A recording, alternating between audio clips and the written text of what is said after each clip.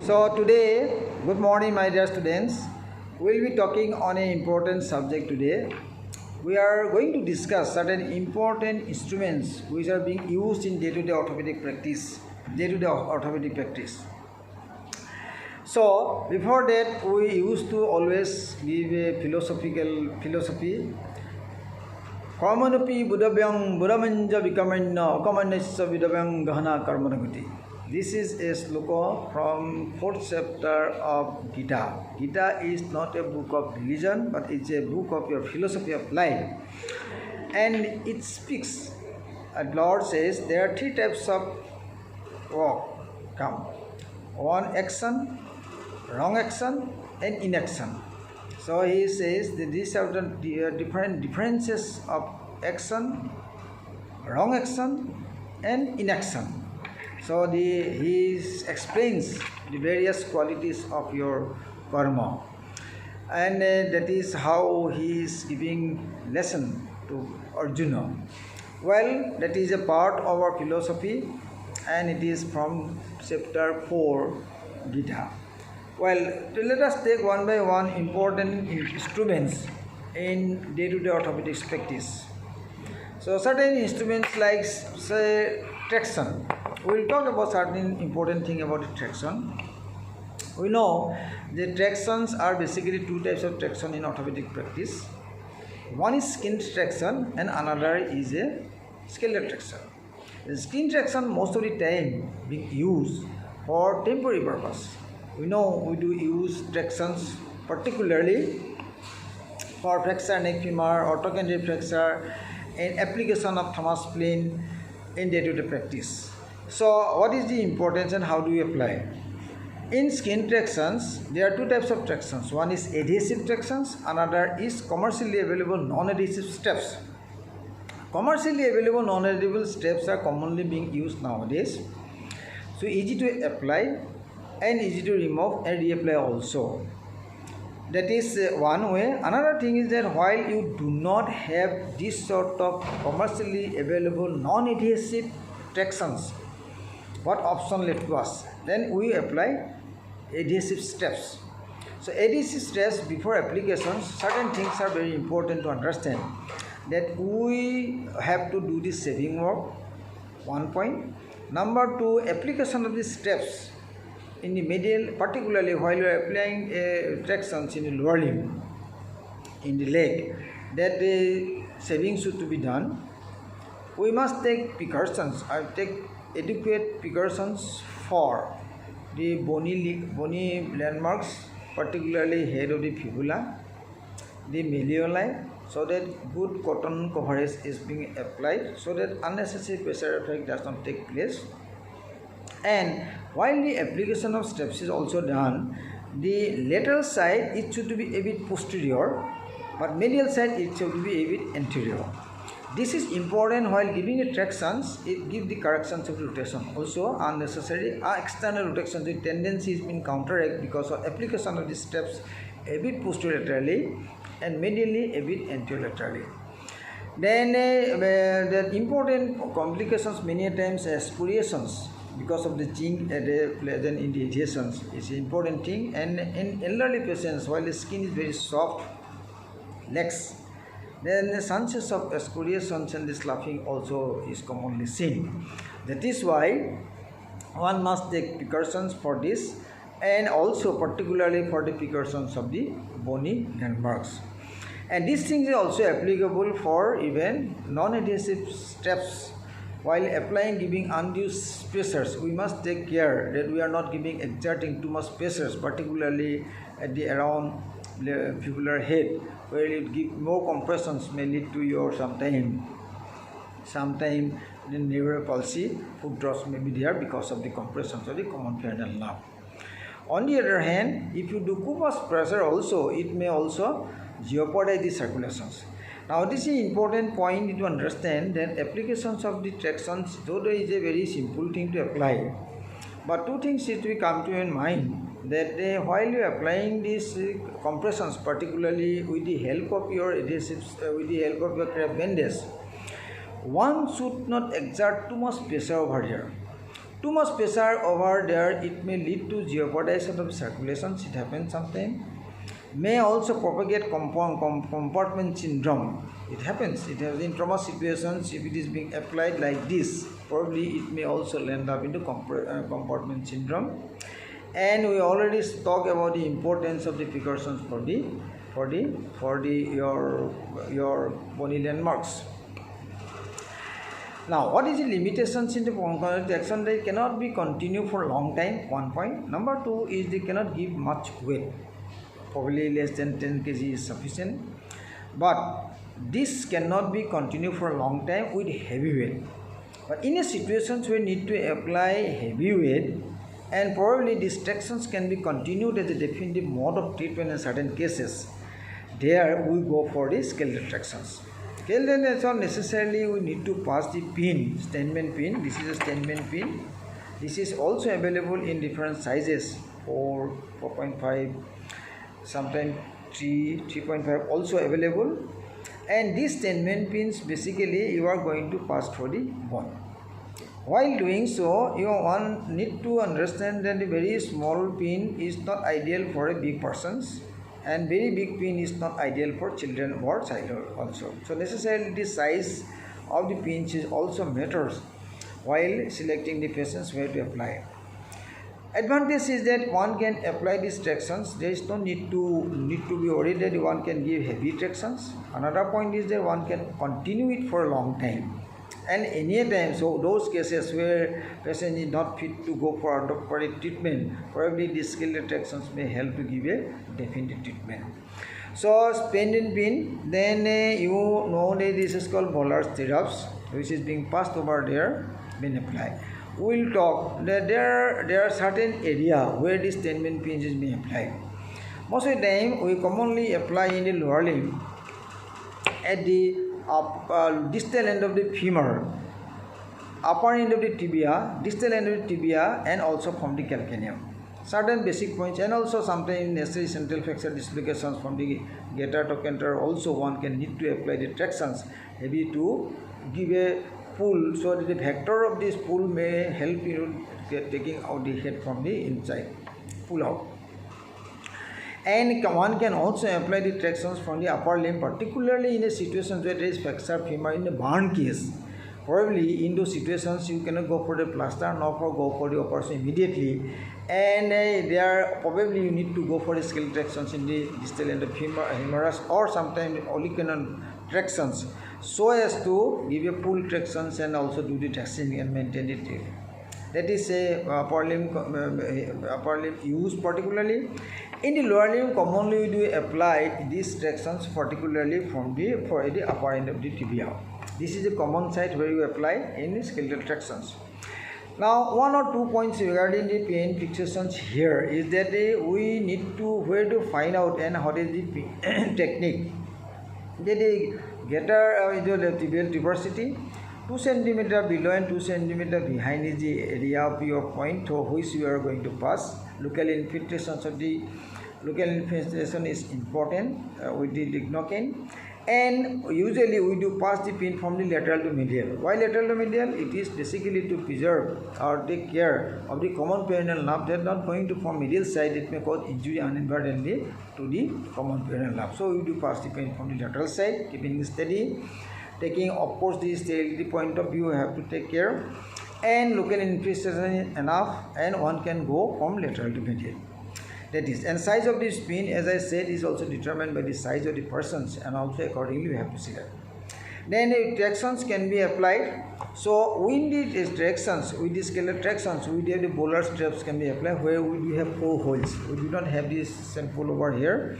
So we do understand that what is the importance? Important is the axis of pull and knit, and accordingly you have to select. Like with the 4 poles, one is for the vertebral one, that is to prevent the foot drop. One is for the upper end of the distal end of the femur, and the proximal end of the femur, like that. So what axis you need to pull, you can determine according to the pull in the Boller's bound modifications of Boller frame that can be applied.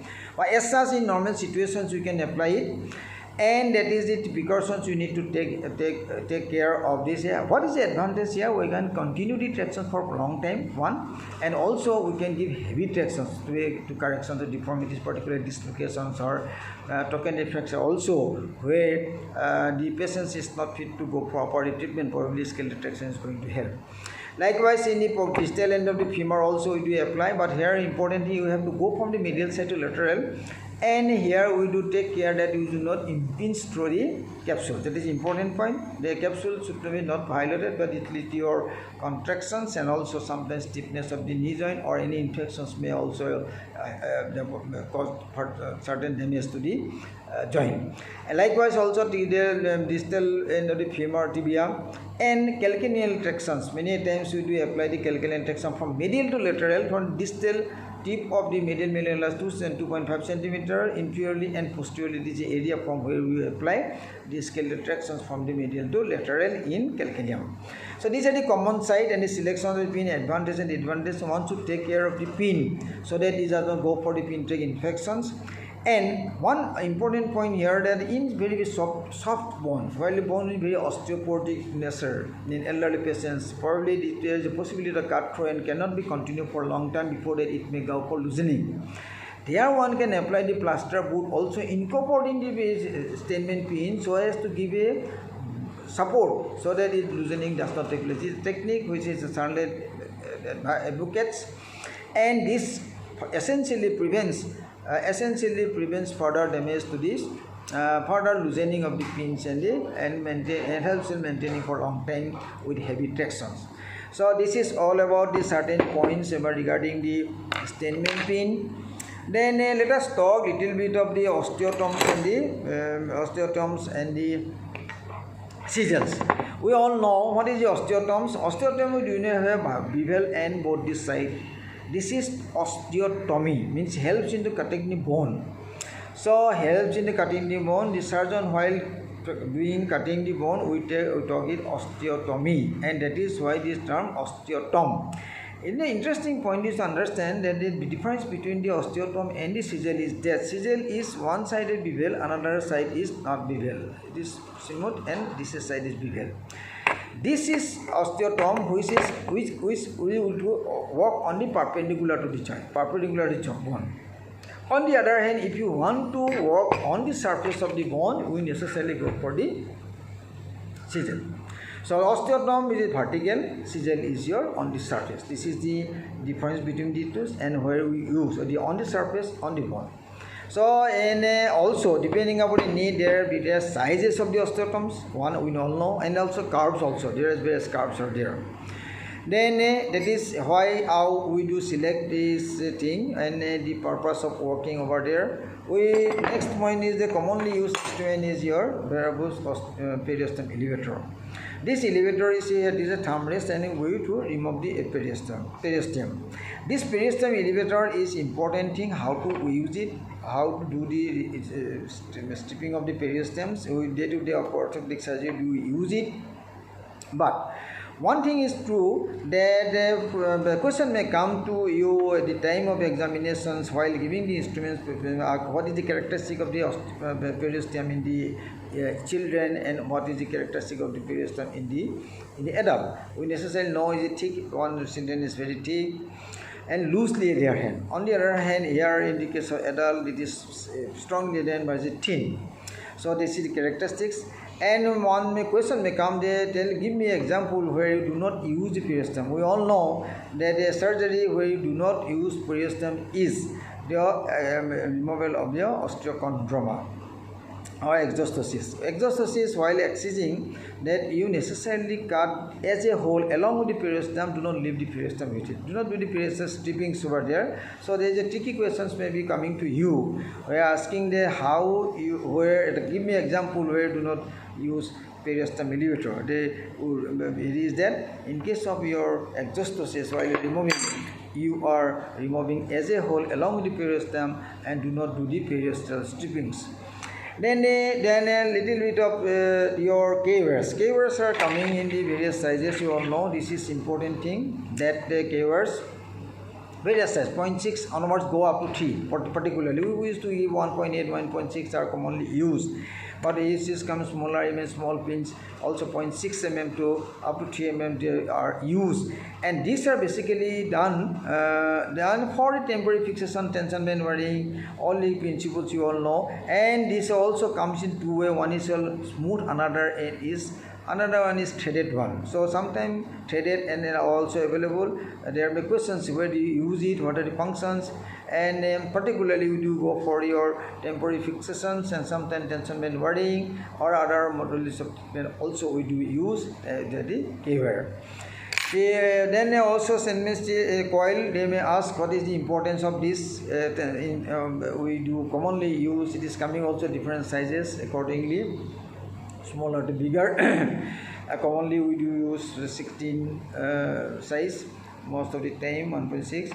And importance is that nowadays a wavy type of your wires are available. This is important that to avoid the damage to the periosteums. You all know that various types of suppurative treatment you do use the tension band in one part we commonly use, and also particularly the subtrochlear reflexors, open reductions also sometimes in course of a PF, and also we do go for the wire technique here to give you stability to the bone reductions. And in these situations, a controversy arises whether we should apply for the periosteum or not. Charles' book says that we apply the periosteum, you cause further damage. It is true, but it is also practically seen that it doesn't actually hamper much in the healing process because there is a compensatory mechanism from the endosteal network. But to avoid these controversies, people are coming wavy type of your wear, which is also not going to inform pressure effect on the periosteums, but helps in to maintain the reductions. That is why the questions may ask what are variability, what are different sizes, what are common uses of the SS square. So Nibbler is one of the instruments commonly used. Various sizes are there. Where the double actions Nibbler, it is single actions and double actions are also available. What are the functions? Nibbling out the bone. We use like tumors, like the dipping about osteomyelitis, or removal of the sequestrums. All the sequestrectomy forceps is different thing. Even then sometimes it can be used, but it is not being encouraged because it may lead to a fracture over there, fracture of the sequestrums. But you know this the Nibbler can be used in various surgeries, which are also available in two types. One is double actions one, where the one pound is exerting pressure will exert 2 pound 2 times the pressure effect on the tip. And also available in different angles, straight, curve. All these are available. My basic functions and examples may be asked, and what is the action, and can be questions. So Nibbler, various types, double action, single action, then angles. So use, as I said, are common questions in practical examination. Bone holding forceps are various types, line to thread or long, length bone holding. Length bone holding forceps are mostly long, tipsy long. This is length bone holding forceps. Again, it gave me shape locking and not shape locking also available. Shape locking, sometimes here you serrated part of the strain which helps in the locking, where the one force while you are lifting some bone, two forces, and one is to hold the bone, another is to lift. So in those situations, the locking device helps us to maintain it, and only one force is needed, another force is worked by the locking mechanisms. And there are various types of your bone holding depending upon the tip size, also long, if it is lengths are long, line to thread, all are various types of bone holding commonly used in day-to-day practice. So sometimes a question may come to you, the cane nail. Probably this is not being used in today's practice, but even then why it is a question? Question may be come to you because of the fact that sometimes the patient may come to you for extraction of the canal, which is being applied by someone else long back.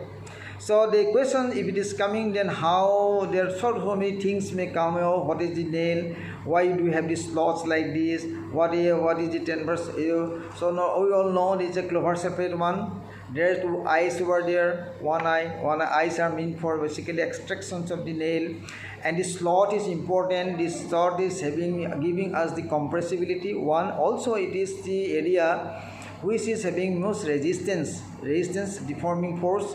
So we to apply this slot in the anterolateral place directions of your femur, and that is why to counteract the existing deforming force to prevent it. So the slot is being placed over there. The important is there. Then also it is said that because while before introducing the nail, we necessarily do the reaming or on the medullary cavity. That is why you damage the endosteal network. This endosteal networks afterwards, this slot which is not in contact with the bone helps regeneration to the new vessels over there. So say neovascularization is helpful for this. Otherwise, the clover shape is transverse cross sectional view clover shape. This clover shape basically is being designed for the purpose of counteract the rotational instability. Then there will be questions who is Coils from German, and then spelling maybe sometimes asked, and he is the pioneer in the intermedullary fixation techniques, which he used to do with a closed technique without opening. But most of the time we do go for the open technique, retrograde technique, but anti-gate technique can be applied in case of canal. There will be questions also, so the working length one should understand, and also the ideal area where do you use it. We all know the femur flexors, you would use even transverse flexors, ideal junctional fractures between the upper 1/3 and the lower 2/3 is the most favorable zone, but even then it can be going up to 5 inches above the adductor tubercle, and also from the upper end the 5 centimeter below the lesser trochanter. This is the area where one can use the canal, and particularly transverse flexor in this zone is more ideal. Distally and proximally, these are not ideal zone because of the wider medullary cavity, and also rotational instability is there. There will be questions if you do not have all these techniques. ICMR is got, you are doing canal, and also if you have rotational instability, probably in those situations one can go for open technique. But if you find that this fixation is not good, a single plate can be applied in one cortex, can also help you to counteract the deforming rotational instability. So these are the modifications sometimes may be needed in a case situations where you are trapped that intermedullary fixations cannot be done interlocking device because of the technical fault or device failure, or AC arm is out of order at that moment of time. What next? Probably this canal can help you, and in those situations retrograde technique is the open reduction retrograde technique commonly exerted, placing the slot in the anterolateral directions. And also there will be questions, what is length? We all know the length is important. The upper part of the fibula, upper part, junctional level, upper pole of the patella, and up to the tip, then add half an inch to it. Half an inch is out to help you to extraction. If you are flushing it in the tip of the trochanters, probably in time of extraction you need to cut a white piece of bone. To prevent this and to easy extractions, one should keep half an inch out so that it can help you to extraction later on. That is why this your size length is being determined, and also the size is also determined, and also how do you do the reaming. The reaming size is 9, then you have to go for 9 only, not more or not less. And also that is one point. Number 2 point is that the sense of your head, this is a 9. So how is the ideal size? Ideal size is bigger is better, but it is true that it cannot be done always, but there is a tremendous sense of the strength of the stability from 9 to 11. So that is why the bigger is size. And there will be questions where you cannot do it, like the children where the device is not fused.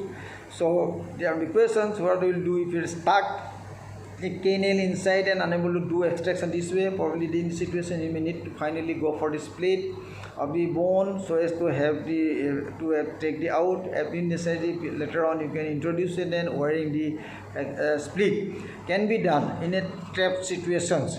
So these are the various things we need to make ourselves acquainted with the canal, since it is the evolutions of the one step in the evolutions in the intermedullary fixations, and how it is being used. Today, of course, we are giving interlocking device, and today throughout the world is being used. But even then, one should know the basic things. What is this? What is a cross-sectional view? What is a longitudinal view? Why you are placing this slot there? All the questions may come out. How to determine the length? what the techniques, what is the ideal size, ideal place where to apply it. So this is about the KNL, which is not commonly used, even then you have to know. So a little bit of your plate also. So we know there are various types of plates are available, but basically you must understand that the basic functions of the plate, principle of the plate, the neutralization plate, the compression plate, the breeze plate, the buttress plate, the anti-glide plate, all the principle may be asked. So principle is the most important, and the size or slab of the plate. Nowadays, of course, this is being mostly used or replaced by the locking plate device. Locking plate device, where your angular stability is the most important thing, particularly in osteopathic patients. But as such, if a plate is being given in the questions, may be asked, what is the principles, what is the plate, why this oval, and only questions may come. This is your DCP. Then there will be questions that why there is a slot over there. This slot is basically meant for the giving additional compressions device, which is Muller's compressions is initially available, nowadays not commonly used. 1 point. Number 2, we have the questions, what is the size of the, how will you determine the size, just how many screws are needed for particular, say in a case of your flexor ulna. So what is the ideal surface to apply? Always we apply the flexor tensile surface. The plate should be applied tensile surface. Of course, you may sometimes need to change it depending upon the flexor configurations. Then in a DCP, if there is a flexor, then one is what is the size of the DCP? So it is a small DCP. So how many holes? Another questions. Then also, if you are starting with the flexors there, then supposing there is a flexor there in this area, so which screw should be passed? There are various questions may be asked. Then you have to start with the neutral, then you have the compression mode over there. If you are going for the compression mode in the distally, then how much compression is supposed to get in the flexor side is another question. Another questions, that is 1 mm in per hole. And if you need additional, what technique you are going to follow, you are loosening it, you give in an eccentric here, again you can exert 2 mm compression here. That is, various things may be asked. Then the importance of what is the size of the screw going on, that is another point. We'll talk about the screws and the techniques. Then also, what are the steps? There will be questions. What are the steps? What is the pre-bending? What is the contouring? Contouring, see, this is a contouring. If you are giving the shape of the bone, this is your contouring. You have to contour it. What is the pre-bending? Pre-bending, if your transverse flexor is over there, and if you are applying the plate on tensile surface, you bend this here more, so as to have the compressions at the distal cortex. Otherwise, they are widening, opening up. That is pre-bending. That is contouring. Then the starting point is always from the neutral, then go for your compression smooth. That is one. That is, there will be questions there. What are the screw you are going to use? Screw, we normally use a cortical screw 3.5. Then there will be questions on the screw also. In the plate, there will be another questions, maybe what are different types of plates? A neutralization plate, what is a buttress plate, what is a breeze plate, what is a anti-glide plate. So many questions may come. Then also, what is the harm of this plate? There is stress shielding. We all know what is the principle of stress shielding, why the fractures may take place after removal of the plate. What is the basic functions? What sort of your flexor union you expect? You always expect the primary union, not the secondary. There is should not be any callus there. So a callus present means your principle of your is not being followed. So many questions may come along with this plate, and one should understand that what are different types of principle of plate. Rather than size and other things are important, the principle of plates are important. What is a neutralization plate? Then there will be questions. What is it? Give me an example of a neutralization plate. Can you go for this plate with a neutralization plate? There is a DCP? Yes, one can. So if there is an oblique flexor over there, if you are fixing it with a leg screw and then apply this plate, there is no question of giving the compression over there. You are just holding these flexors which is being stabilized by the leg screw with additional screws, plate flexors, whereas there is maintained. In this situation, there is no point of giving for the compression there. That is a example of neutralization plate. So same plate can be applied for neutralization plate. Same plate can be for your compression mode. Then again, what is a buttress plate? There may be example. So this is a buttress plate or sort of thing. The buttress means supporting. You may not give the screws over there. You have to give support there to give a support, particularly flexor in the upper end of the tibia. So many examples are there. What is the example? Give me an example of an antiglide plate. Then you can say the distal flexor of fibula is an antiglide plate which are applying from the posterior side, helps you to maintain these reductions. So there will be breeze plate. What is a breeze plate? Question may come to you. How to apply the breeze plate? This are. So how the biology is maintained. So in the context of this plate, so there are so many questions may come. One should understand the importance of this. Understanding the questions of the plates is very important. Then, if you are talking about the plate, there will be question also about the screws also. So what are the different types of screw? We are going to apply your 3.5 screw, cortical screw. Now in the 3.5 cortical screw, okay, apply. Then what are different steps? There will be question. Yes, after doing drilling, then what next? We are going to give the depth cost. This is the depth cost. We have to understand then how we are going to take the measurement of this. It is going to help you the depth cost, which is also coming in different sizes depending upon need. So that is one depth cost. Then a question may come to you, what next? We will go for tapping. So while lifting the tapping, what is the principle we are going to give? We are going to give the 2 turn and 1 half turn. So that is important that why you are going to have reverse turn. Reverse turn is important to remove the debris you are doing getting in. So that after doing this the tapping, threading or tape, then you are washing it, then go for the screw. Okay, fine. We are doing the screw fixations, then the question may come to you, how much length you are going to go with the other cortex? That is another question, important. How to determine how? So that will come with the determinations of the length. How much you supposed to go up to the opposite cortex determines on the tip of the cortical screw. So tip may be there a slotted one, sometimes without a slot, smooth one. So if it is a smooth one thread is out into third cortex is important. But if it is a slotted one where tapping is not important, you can do the tapping itself. So at least this threaded part should be that slotted part should be out. So around 2 to 3 threads should be out in case of your slotted screw. So tip of this screw is important. Then there will be questions: what is the head? What are the different parts? It is the head or the shaft, and then the threads. Then the question may be coming to what is the pitch? How you have to determine what is the propagations. That's all the questions, and depending upon what are the size of the drill bit you are going to use in the case of 3.5, the 2.7, 2.4, depending upon the mold quality also. So from the head, this is what are the different parts of the head. So many questions may come. Okay, again the questions may, okay, can you apply this screw as a leg screw? Yes or no? Yes, we can. We can apply the same cortical screw as a leg screw. The cortical screw, leg screw can be 2 types. One is your leg by technique, one is leg by principle, by the technique, and another is your leg by the device, or whatever. That importance is that in case of your smooth part, this is smooth, then third cortex is fixed. You are not overdrilling, that is by the design.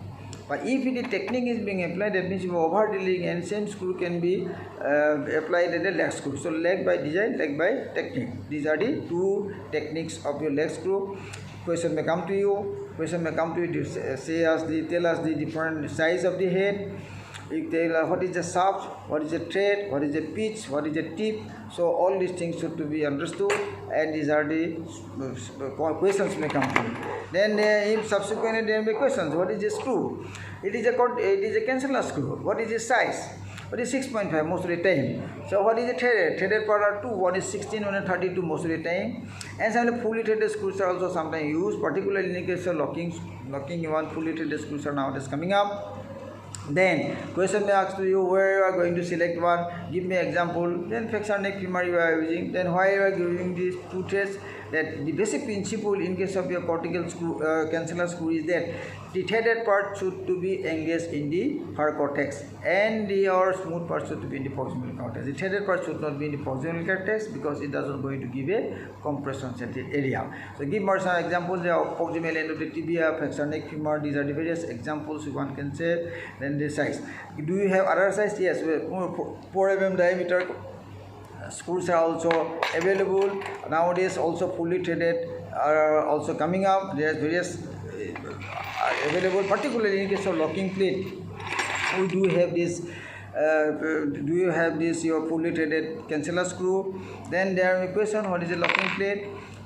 What is it? What is the characteristic of a locking screw? We know all these things that the threaded part is the headed part, which is going to lock on the plate and give angular stability, so as to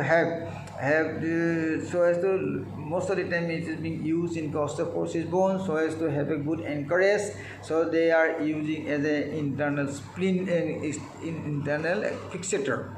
Internal fixator 1 unit. Unlike in case of your DCP or a conventional plate which are commonly used, it is a press fit. You are giving pressure over the screw and it is compressed over the plate and interface. Plate and the bone interface is stronghold with these screws. On the other hand, this is not important in case of your locking screw, where you are not concerned about the contouring also, and you are not concerned about the plate is nicely sitting on the surface of the bone, rather the angular stability is being maintained. There will be question: what is the length of the screw we are using, what are the numbers of the screw you are using, how many screws you are going to give. So many questions may come in the field in this popped up regarding the locking screw.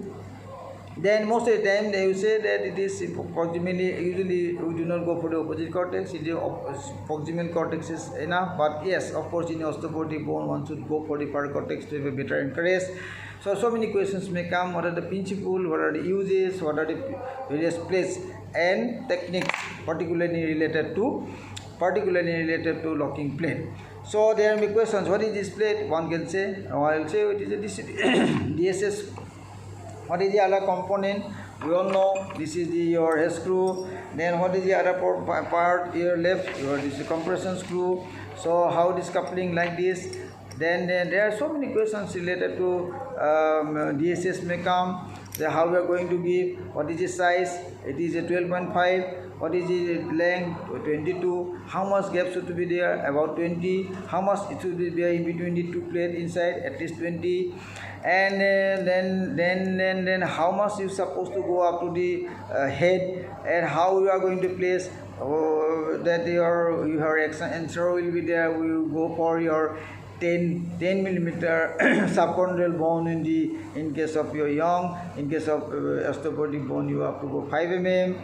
Then also there will be questions there: what is the angle? Angle we all know 135 degree. Do we have other angle? Yes, we do have. We do have 25, 30, 35, 40, 45 like this. Sometimes because of the CCD, caput column angle is important to determine the angle of the. Then again there will be questions: what are different types of plate available? We can say the round hole plate. Then you can say oval plate. Then sometimes OV plates are also available. Can you attach another plate? Yes, we can attach another plate over here to give a support to the lateral cortex. It is broken in case of DSS. As you know, what is the principle here? Then you will say that it is a tension band principle here. Principle tension band plate fixation technique is being applied over there. Then again question may come: why your tension band? What is the prerequisite? Prerequisite is that in contact of the medial cortex is important. If there is no contact, there is gap, there is combinations, then the tension band varying cannot be tension band principle cannot be applied into situations, so it is going to fail. Then there may be questions: what are limitations? There is reverse oblique flexors you cannot apply. If you reflexor there in the lateral cortex, you do not apply. Then integrity of the medial cortex is important. Then so many questions may come up while you are getting this DSS plate. Then what is the entry point? We know what is the level of entry point, how we are going to apply, how we have guided is fast. All the techniques may sometimes be cropped up once the plate is being given to you. So another thing, then what is it? This is a tripolymer. What are the different parts? We know this part is basically for the screw. This part is for the bevel, and this part is important to accommodate the angle of this DSS, so as to have the good purchase. Otherwise, if it is lying outside, if you are not doing adequate, you cannot insert this plate directly over there, nicely over there. Then there are questions. It is used, you know, it is tape whether you are using always. You say it is not always being used. In case of adult strong bone, yes, but in osteoporotic bone you may not need to apply. So that is one. There will be questions. What is this screwdrivers? The hexagonal screwdriver, what are the size? 3.5. Then again, what is next size? 4.5. And then there are the questions that do you have a cannulated? Yes, sometimes it is cannulated. Sometimes cannulated to help you do the fixations, particularly cannulated screw which are available, particularly in case of your cannulated screw, canceller screw. So then give me example of the cannulated screw. The Hubbard screw is a cannulated screw. The hair screwdriver is smaller than this. So there is a screwdriver. So screwdriver related questions may come to you. What are different types of screwdriver available, and also the techniques. And there, give me example of a cannulated screwdriver where it is mandatory use. You can say cannulated screw of the flexor femur. One example under is always you need to take particularly in case of Hubbard screw. Hubbard screw, give me what is the technique of Hubbard screw, what is the principle. As you know, Hubbard screw is not available. Then there are two threaded part. One is bigger, another is smaller. In between there is a gap which helps you to give a compression between two. Give me example of using it. We can say this can be used for your scaphoid flexor. We can say also that we can go for the head flexors in the femur, or sometimes even in case of the compressions in the flexors or phalanges can be used. So many questions may come while there is discussions on regarding the screws will be coming up. So there are many more instruments which we discuss, but as such, these are the common instruments commonly asked in the questions. So I believe this sort of your discussions is going to help you to prepare for examination. Thank you.